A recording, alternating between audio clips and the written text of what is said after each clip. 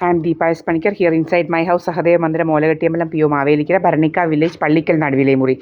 And the ward number is 1, Bharnika village, ward number 1, and house number is 89. Okay, and today I am saying about some criminals sending certain notices as something else, you know. And ഇപ്പം ഞാൻ പറയാൻ പോകുന്നതെന്ന് പറഞ്ഞു കഴിഞ്ഞാൽ കുറച്ച് ഈ കളറുടെ വേറെ ചില പരിപാടികളെക്കുറിച്ചാണ്. എന്ന് വെച്ച് കഴിഞ്ഞാൽ എൻ്റെ പുറകിന് കുറേ ഇതുണ്ട്. അപ്പം ഞാനും മുക്കും കൂടെ ഒന്നിച്ച് ജീവിക്കരുതെന്നുള്ള രീതി. അപ്പോൾ എനിക്കൊരു പാർട്ട്ണറുള്ളത് മുക്കുമാണ്. അപ്പം മുക്കും ഓൾമോസ്റ്റ് നെക്സ്റ്റ് മന്തോടെ വരും. അപ്പം അതിനുവേണ്ടി ഇപ്പം കുറേ കഥകളും കള്ളത്തരങ്ങളും ഉണ്ടാക്കാൻ വേണ്ടി പുതിയ രീതി തുടങ്ങിയിട്ടുണ്ടെന്ന് വെച്ച് കഴിഞ്ഞാൽ കഴിഞ്ഞ മാസം നവംബറിൽ ഇതുപോലെ തന്നെ മുക്കുമൊക്കെ താമസിക്കുന്നത് ഡൽഹി ഗവൺമെൻറ് ക്വാർട്ടേഴ്സിലാണ്, N47 RK പുരത്താണ്, സെക്ടർ 9. അപ്പം അവിടെ ഇതുപോലെ ഒഴിയണം എന്നൊക്കെ പറഞ്ഞുകൊണ്ടൊരു നോട്ടീസൊക്കെ അയച്ചു. അപ്പോൾ എന്ത് ചെയ്തതെന്ന് വെച്ചാൽ മുക്കുമ അവിടെ പോയി അതെല്ലാം ഇതാക്കി. അത് കഴിഞ്ഞ് മുക്കുമിൻ്റെ ഫാദർ ഫാദറും പോയി എല്ലാം റെഡിയാക്കി. ഒരു കുഴപ്പമില്ല എന്നെല്ലാം പറഞ്ഞെല്ലാം സെറ്റിൽ ചെയ്ത് പോകുന്നതാണ്. പിന്നെ ഇന്ന് വീണ്ടും ഒരു നോട്ടീസ് വന്നു. അപ്പോൾ ഇവരിങ്ങനെ ചുമ്മാ അയക്കുന്നതാണ്. ഇങ്ങനെ ചുമ്മാ അയക്കുക, ഇങ്ങനെ വേറെ എന്തൊക്കെയോ നോട്ടീസാണെന്നൊക്കെ വരുത്തുക. അതുപോലെ മുക്കുമിൻ്റെ അമ്മ ഇങ്ങനെ സർവ്വസമയം ഫോണിൽ ഇങ്ങനെ സംസാരിച്ചുകൊണ്ടിരിക്കുക, പെങ്ങളുടെ മാരേജ് ആണെന്നുള്ള രീതിയിൽ ഇങ്ങനെ വേറെ എന്തൊക്കെയോ കള്ളത്തരങ്ങളൊക്കെ ഇതാക്കുക. മുക്കുമിനെ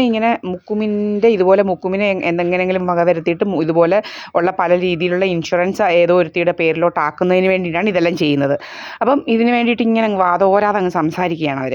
അപ്പം ഇങ്ങനെ സർവ്വസമയം എപ്പം വിളിച്ചാലും ഇങ്ങനെ സിസ്റ്റേഴ്സും ഓസിയും എന്നൊക്കെ പറഞ്ഞുകൊണ്ട് അങ്ങ് നമുക്ക് കേൾക്കാൻ പറ്റും നന്നായിട്ട്. അപ്പോൾ ഇവരെങ്ങനെയാണെന്ന് വെച്ച് കഴിഞ്ഞാൽ ഇതുപോലെ ഇങ്ങനെ കള്ള കഥകളൊക്കെ ഇങ്ങനെ സൃഷ്ടിച്ചെടുക്കാൻ നോക്കുക.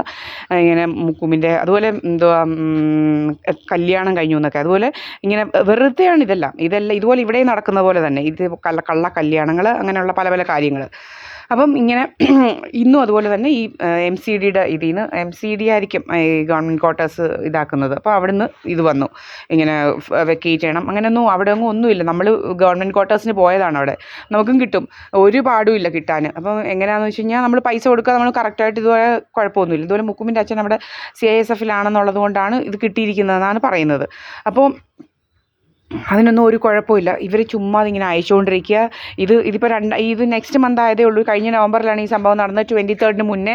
എന്നിട്ട് മുക്കുമിൻ്റെ ഫാദർ വന്ന് ഒരു ദിവസം പോവുകയും ചെയ്തു, എല്ലാം സെറ്റിലായി, കുഴപ്പമൊന്നുമില്ല എന്ന് പറയുകയും ചെയ്തു. ഇപ്പം പിന്നെയും ഇതിങ്ങനെ അയച്ചിരിക്കുകയാണ്. അപ്പോൾ ഇങ്ങനെ കള്ള കഥകൾ ഉണ്ടാക്കലാണ്. കുറച്ച് ആൾക്കാരുണ്ട് എവിടെയും ഇതുപോലൊക്കെയുള്ള ഇവരുടെ സപ്പോർട്ടേഴ്സും ഇവരെ ഇൻഫ്ലുവൻസ് ഉള്ള, നിങ്ങൾക്കറിയാമല്ലോ ഉള്ള ഗവൺമെൻറ് ഓഫീസസൊക്കെ ഇവർക്ക് സപ്പോർട്ടേഴ്സ് ഉണ്ട്. അപ്പോൾ ഇതിനെതിരെ ഇങ്ങനെ ഓരോന്നൊക്കെ ചെയ്തുകൊണ്ടിരിക്കുകയാണ് ഇവന്മാർ.